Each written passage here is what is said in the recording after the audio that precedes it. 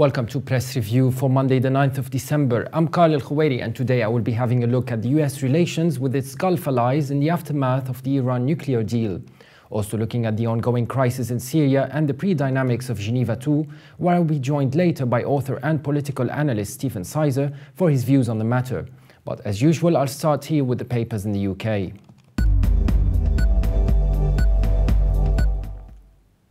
The Times leads its front page reporting that foreign criminals are receiving lenient jail terms because police routinely fail to check their criminal record. It also reports on Cabinet united against MP's 11% pay rise, which is worth about £7,600 sterling a year, and features a picture of Lindsay Duncan, who won the Best Actress Award for her performance in Le Weekend at the Moët British Independent Film Awards. The Independent leads its front page reporting that the poorest pay the price for austerity, as it reports that more than 5 million people are officially classified low-paid and an increasing number of public sector workers are struggling to make ends meet. It also reports on 6 people being arrested following allegations that footballers were paid thousands of pounds to get booked deliberately in a match-fixing scam, and features a picture of a young girl as she takes part in the National Day of Prayer for Mandela. The Guardian leads its front page reporting on new figures which show that more than 500,000 people have been hospitalized in the past 3 years because of drink and drugs, with a surge of middle-aged drinkers. It also features a report by correspondent Gary Young, who visits a church in Regina Mundi in Soweto as South Africans honor the life of Nelson Mandela on the National Day of Prayer. And the Daily Telegraph leads its front page reporting on a Syrian High Court judge saying that couples should not have children if their relationship is not stable enough to getting married. It also reports a look at Sir Stuart Ross saying that people complaining about immigrants coming to work in Britain should go out and get a job for themselves, and features a picture of Ashley Taylor Dawson and Ola Jordan as Dawson became the latest celebrity to be voted off Strictly Come Dancing. And now let's take a look at the top stories from the Middle East.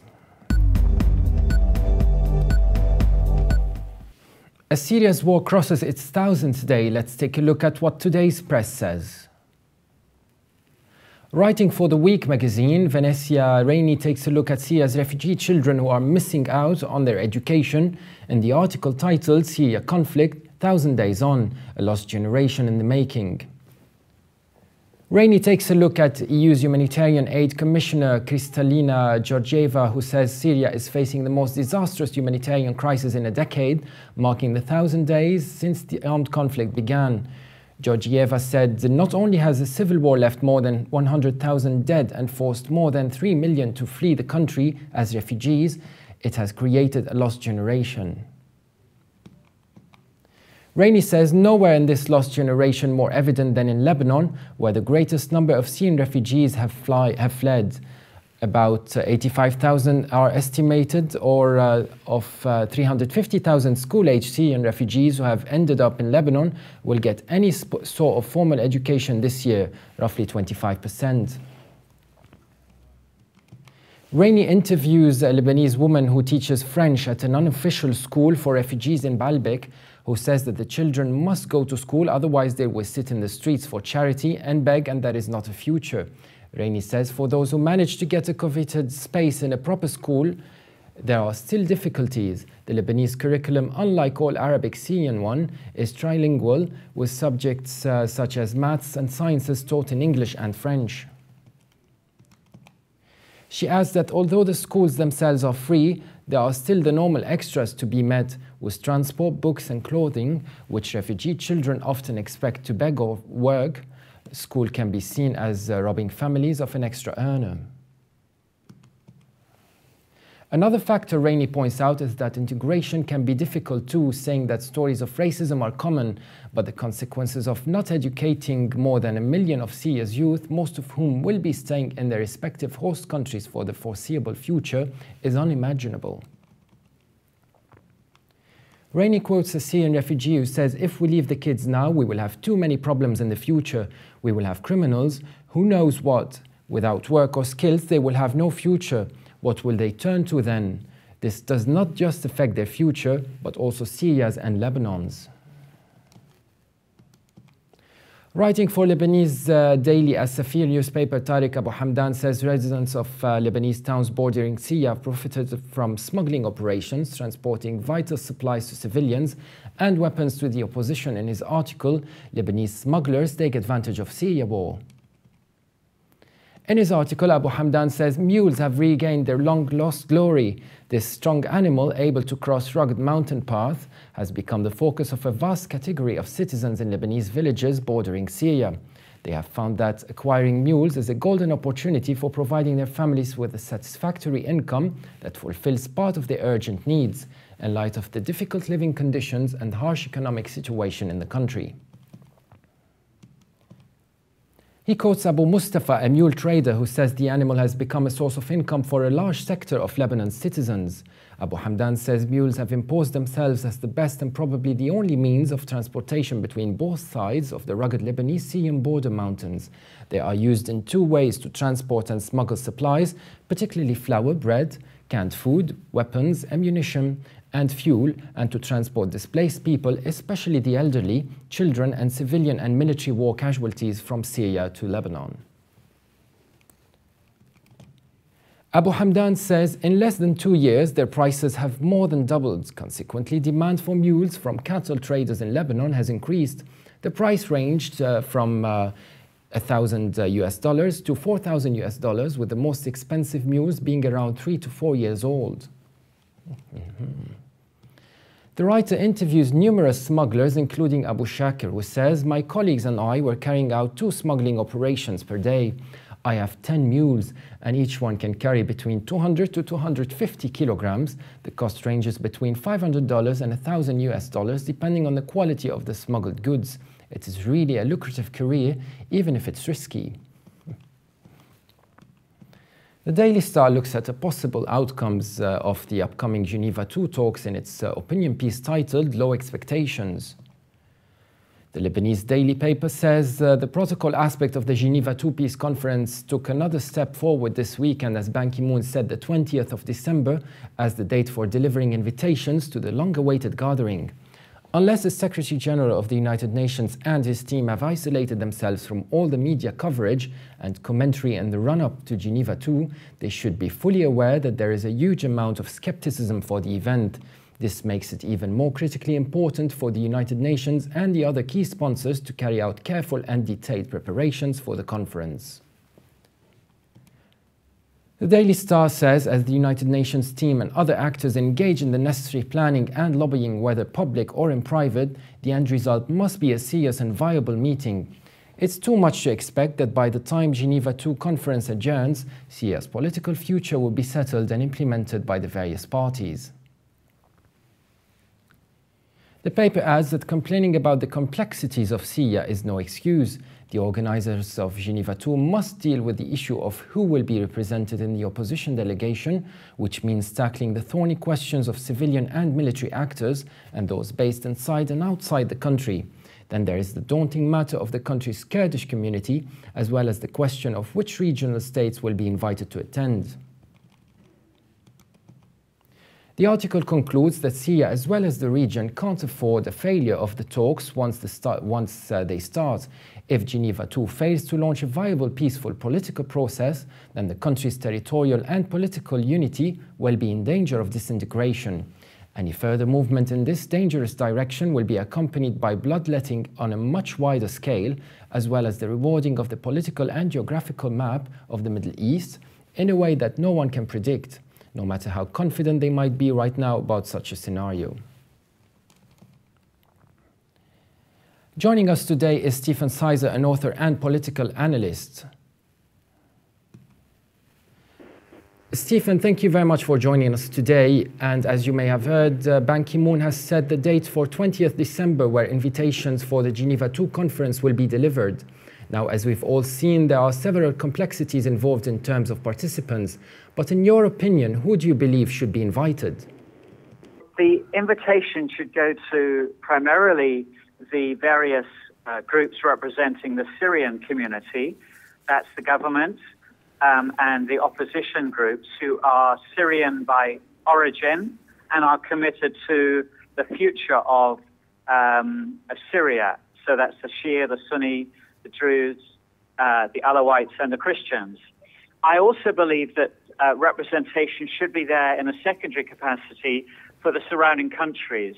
That's Lebanon, Turkey, Iran, Jordan especially, who have a vested interest in a viable and secure democratic Syria.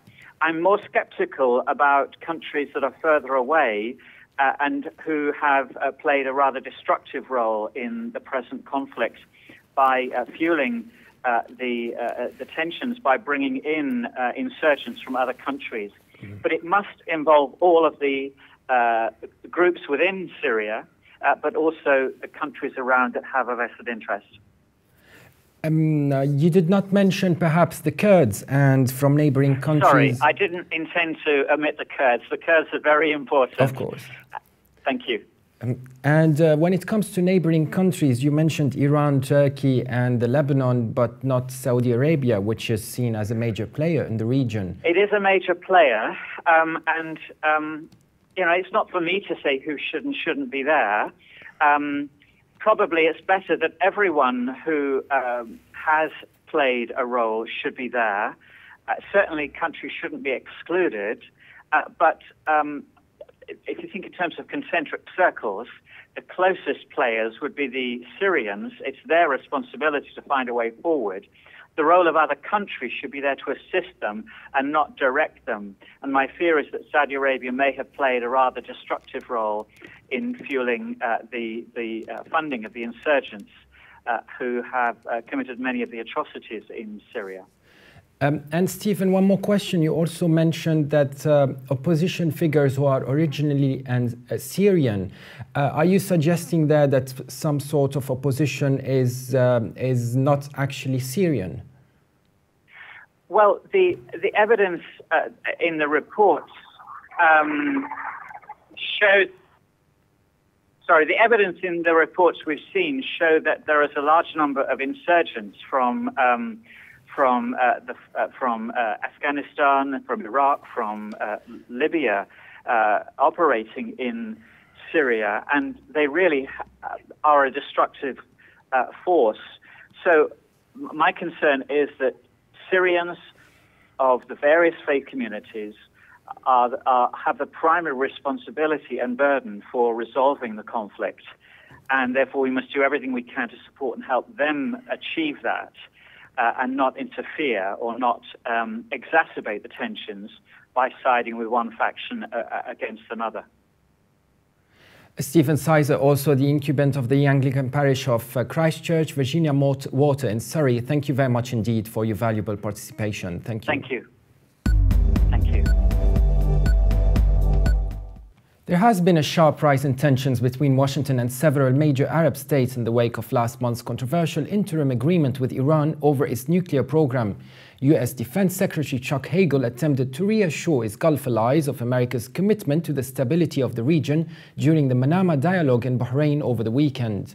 Hagel insisted that America's military commitment to the Middle East will continue. However, Bahrain is still skeptical.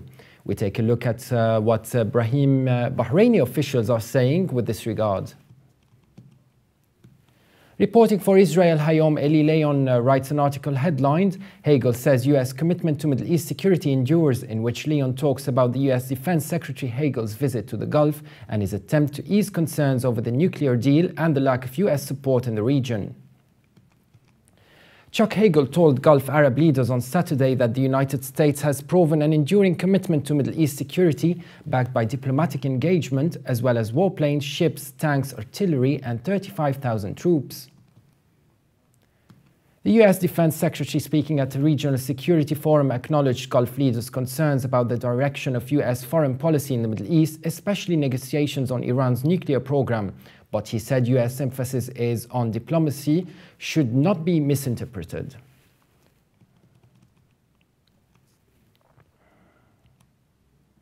Hagel added, "We know diplomacy cannot operate in a vacuum. Our success will continue to hinge on America's military power and the credibility of our assurances to our allies and partners in the Middle East." Leon argues that Hagel's remarks to the Manama dialogue in Bahrain came at a time of heightened tension with Washington's longtime Gulf Arab partners. Leon claims that leaders in the region fear that the United States will lose focus on the Middle East as it strategically rebalances to Asia. They are also frustrated by the US response to the Arab Spring protests and the Syrian civil war. In particular, Leon stresses that the United States distanced itself from Saudi Arabia's decision to send forces to help Bahrain's Sunni Muslim rulers put down protests by the island's majority Shiites in 2011. Hagel said the interim agreement that 6 world powers reached with Iran over its disputed nuclear enrichment program has not diminished our focus on the challenges posed by Iran, which has long vied with the Gulf Arabs for regional dominance. Leon refers to Hossein Mousavian, a former Iranian nuclear negotiator, now a visiting scholar at Princeton University in the United States, who asked Hagel why he had not mentioned Israel in his speech when he said it possessed 400 nuclear weapons. Israel is widely believed to have the Middle East's only atomic arsenal, though it will not comment on the issue. Leon indicates that Hagel did not mention Israel in his reply, noting that Iran was in violation of many United Nations resolutions and the world was very clear-eyed about the implementation of the interim deal. Hagel also cited the US military facilities in the region, including the headquarters of its 5th Fleet in Bahrain, where the Pentagon has a $580 million expansion program underway, and a combined air operations center in Qatar. And to conclude, Leon points out that Hagel proposed new steps to improve security cooperation, including regular discussions of missile defense with the region's air chiefs and allowing the 6-nation Gulf Cooperation Council to purchase US defense systems as an organization to encourage regional cooperation. Al-Monitor features an article headlined "Bahrain's Foreign Minister Asks Iran to End Regional Interference," in which writer Andrew Parasiliti interviews Sheikh Khalid bin Hamad bin Ahmed Al Khalifa, Bahrain's foreign minister, following the Manama Dialogue for Regional Security Summit hosted annually by the Kingdom of Bahrain. Here, Sheikh Khalid bin Ahmed Al Khalifa, Bahrain's foreign minister, says Iran must take concrete steps to show that it's turning a page in its relations with Bahrain and the Gulf. According to Parasiliti, Khalid welcomed the joint plan of action agreed by the P5+1 and Iran, adding that progress on the nuclear file would bring a peace of mind for the region. Khalid recounted Bahrain's efforts to engage Iran, but said, "We still have a problem. Iran-Bahrain, we haven't seen any progress on that." Khalid said, "I don't want to hear Iran put the words Bahrain and Syria in one sentence. The Syrian government should be in the Geneva II talks and should be part of the solution." Sheikh Khalid added that he would like to see Iran send a very clear message by taking serious actions and steps that would allay the fears of the regional countries regarding interferences with internal affairs and supporting terrorist groups inside those countries. If Iran would take concrete steps that could be tangible, that can be seen as a departure from the past. With regards to Syria, Sheikh Khalid stressed that the Syrian government should be in the Geneva II talks and should be part of the solution. He pointed out that he wouldn't be surprised if there's an Islamic Emirate in the making in Syria. He said, "We've seen one in Afghanistan, we've seen one in southern Algeria or Mali, we've seen one in Yemen, and there is now one formed in Syria because in Syria there are some pockets that are being controlled by terrorists." And to conclude, Sheikh Khalid says that by now everyone wants a solution for Syria because now it's more like a civil war, and the biggest loser here will be the people of Syria. "We do not want to work towards a solution that would save the bloods of the people of Syria. So yes, everybody should be in the talks, everybody should be in this political solution, and a new language doesn't mean a retraction. The realities are evolving into a different nature." The British Daily Telegraph features an exclusive interview with Sheikh Salman bin Hamad Al Khalifa, the Crown Prince of Bahrain, conducted by defense editor Con Cohen. In this article headlined "Schizophrenic US Foreign Policy Pushing Arab States Towards Russia," Bahrain warns Sheikh Salman that Barack Obama administration would lose influence in the region if it persisted with what is seen as a transient and reactive foreign policy. Sheikh Salman claims America's schizophrenic approach to the Middle East could result in many key Arab states deciding to align themselves more closely with Russia, the rulers of Bahrain warned on Sunday. Citing President Obama's handling of the Syrian crisis, chemical weapons, which allowed Russian President Vladimir Putin to seize the initiative, Sheikh Salman said some states were now seriously reviewing their relations with the US. The Russians have proved they are reliable friends, said Sheikh Salman, referring to Mr. Putin's diplomatic intervention to prevent Western military action against Bashar al-Assad. As a result, some states in the region have already started to look at developing more multilateral relations rather than just relying on Washington. America seems to suffer from schizophrenia when it deals with the Arab world. Sheikh Salman argues America's recent involvement in the region's conflicts meant many Arab states now doubted whether they could rely on the West to protect their interests. The US cannot sit far from making condescending judgments. It needs friends and partners to achieve its goals. Sheikh Salman refers to Bahrain as one of several Gulf states which were angered by the Obama administration's decision to call for the removal of Egyptian President Hosni Mubarak 3 years ago, following widespread anti-government protests, even though Mr. Mubarak has been a staunch pro-Western ally for 30 years. He said this was an example of the transient and reactive nature of American foreign policy.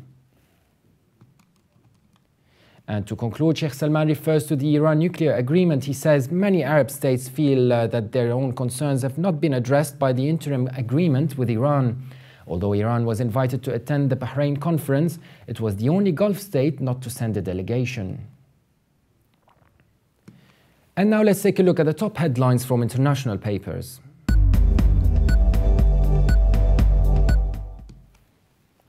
Starting with Russia's Moscow Times, which leads its front page with the headline "Violations Found in University Firings."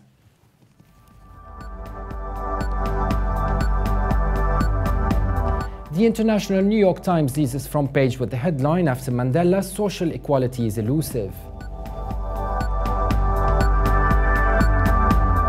And the UAE's Gulf News leads its front page with the headline "Plan to Merge Academic Streams."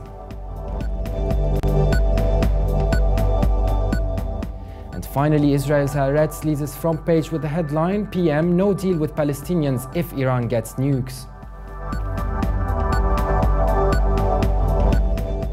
For more updates, please visit our website on levant.tv.